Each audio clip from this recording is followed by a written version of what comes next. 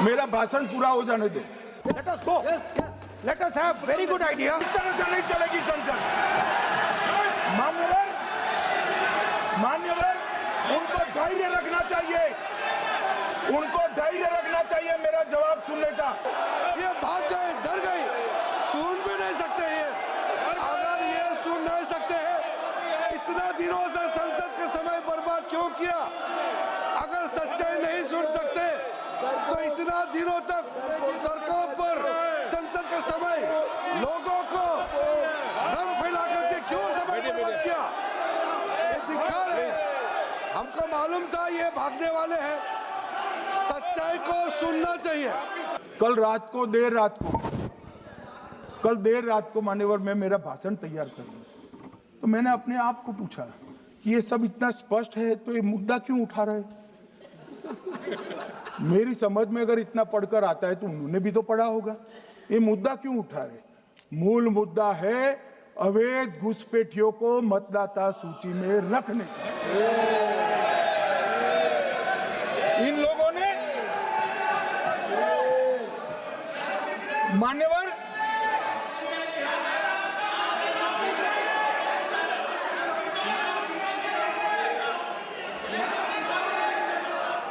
माननीय सदस्य, आपका भाषण भी सबने शांति से पूर्ण सुना है।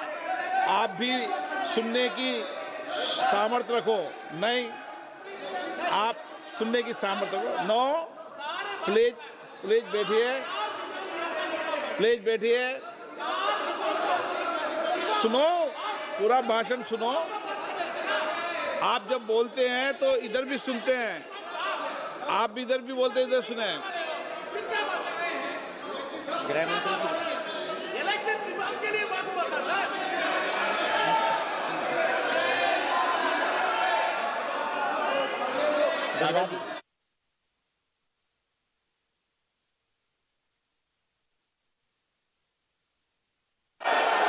माननीय सदस्य, आप जब बोलते हैं तो इधर भी सुनते हैं, पूरे सुनने की क्षमता रखो।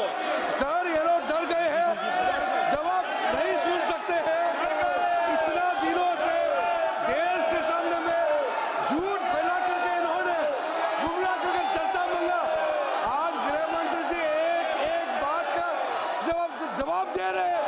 पार्लियामेंट्री बोर्ड ने राष्ट्रपति के चुनाव के प्रतिनिधि के रूप में कांग्रेस पार्टी का अधिकृत उम्मीदवार बनाया श्री संजीव रेड्डी को, और इंदिरा जी ने प्रधानमंत्री रहते हुए अपने पार्टी के मैंडेट को ही डिफाई कर कहा कि राष्ट्रपति का चुनाव में वोटिंग अंतर आत्मा की आवाज से करनी चाहिए, और उन्होंने श्री वीवी गिरी को प्रत्याशी बनाया मान्यवर। और फिर हुआ क्या? अल्पमत में थी वो। संजीव रेड्डी जी के वोट ज्यादा थे। जीतने के लिए उन्होंने कम्युनिस्टों से समाधान किया और इस देश की सारे संस्थान पर, शिक्षा संस्थान पर, महत्वपूर्ण संवैधानिक पद पर कम्युनिस्टों को बिठाने का काम इंदिरा गांधी जी ने,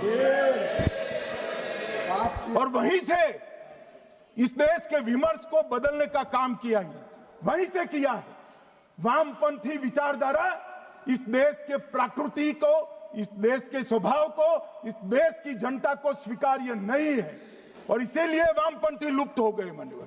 उन्होंने इस देश के युवा धन को वामपंथी विचारधारा पर डाइवर्ट करने का काम किया है, जो 2014 से फिर से नरेंद्र मोदी जी ने इसको एक अच्छी तरीके से, लोकतांत्रिक तरीके से परिष्कृत करने का काम कर रहे हैं मान्यवर। और ये कह रहे हैं कि आरएसएस के विचारधारा वालों को रखते हैं। कोई ऐसा कानून नहीं है मान्यवर कि आरएसएस की विचारधारा वाला व्यक्ति कोई, आरएसएस की विचारधारा क्या है? देश के लिए मरना ही आरएसएस की विचारधारा है। देश को समृद्धि के परम शिखर पर ले जाना ही आरएसएस की विचारधारा है। देश की संस्कृति का झंडा बुलंद करना ही आरएसएस की विचारधारा। ये क्या समझाते हैं? हम ऐसे मान लेंगे? हम नहीं डरते साहब किसी से, हम नहीं डरते। मैं मेरी ही बात करता हूं। मैं तो 10 साल का था और नारे लगाता था, आसाम की गलियां सुनी है, इंदिरा गांधी खूनी है।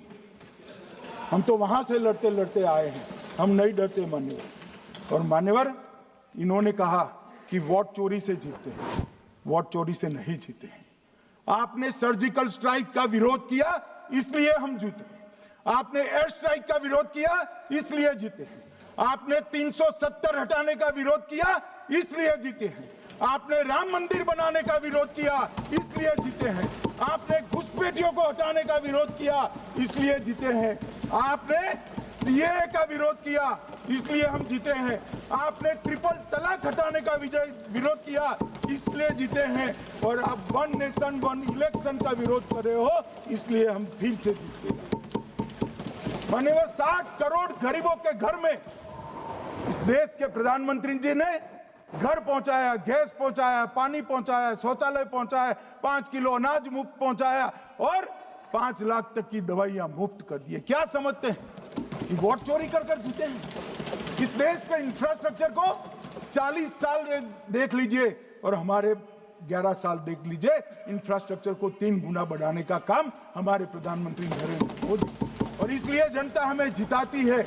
और मैं तो अभी भी कहना चाहता हूं, चले गए हैं मान्यवर, मैं अभी भी कहना चाहता हूं,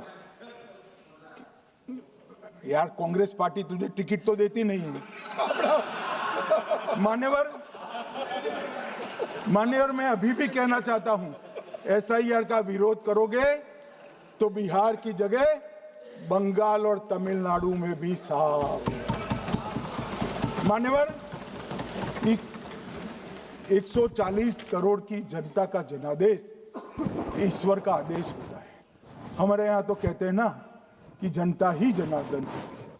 तो जनता का फैसला श्री कृष्ण का फैसला होता है, जनार्दन का फैसला। और वो जनता के फैसले को ये लोग वोट चोरी इस तरह की भाषा का प्रयोग करते हैं। जनता देख रही है, जनता आंख मूंद कर नहीं बैठी। मान्यवर, मैं तो धन्यवाद करना चाहूंगा हमारे पार्लियामेंट्री अफेयर्स मिनिस्टर का कि इन्होंने तो एक अलग रास्ता कर एसआईआर पर चर्चा कर ली। वरना इनका झूठ एक तरफा जनता में जा रहा था। आज आपने भी मुझे इतना विपुल मात्रा में समय दिया, जरूरत पड़ी वहाँ प्रोटेक्शन भी दिया, मुझे संरक्षण दिया, इसलिए मैं आपका भी धन्यवाद करना चाहता हूँ। और अंत में फिर से एक बार श्री राहुल गांधी के भाषण लिखने वालों को कहना चाहता हूं कि तथ्य ढंग से ढूंढ कर रखे, इनकी यहाँ पर तकलीफ होती है। मेरा भाषण पूरा हो जाने दो। Let us go. Yes, yes. Let us have very good idea. इस तरह से नहीं चलेगी संसद। मान्यवर, उनको धैर्य रखना चाहिए, उनको धैर्य रखना चाहिए मेरा जवाब सुनने का। ये भाग गए, डर गए, सुन भी नहीं सकते ये। अगर ये सुन नहीं सकते हैं, इतना दिनों से संसद का समय बर्बाद क्यों किया? अगर सच्चाई नहीं सुन सकते तो इतना दिनों तक सड़कों पर संसद का समय लोगों को भ्रम फैला करके क्यों समय बर्बाद किया? ये दिखा रहे, हमको मालूम था ये भागने वाले हैं। सच्चाई को सुनना चाहिए।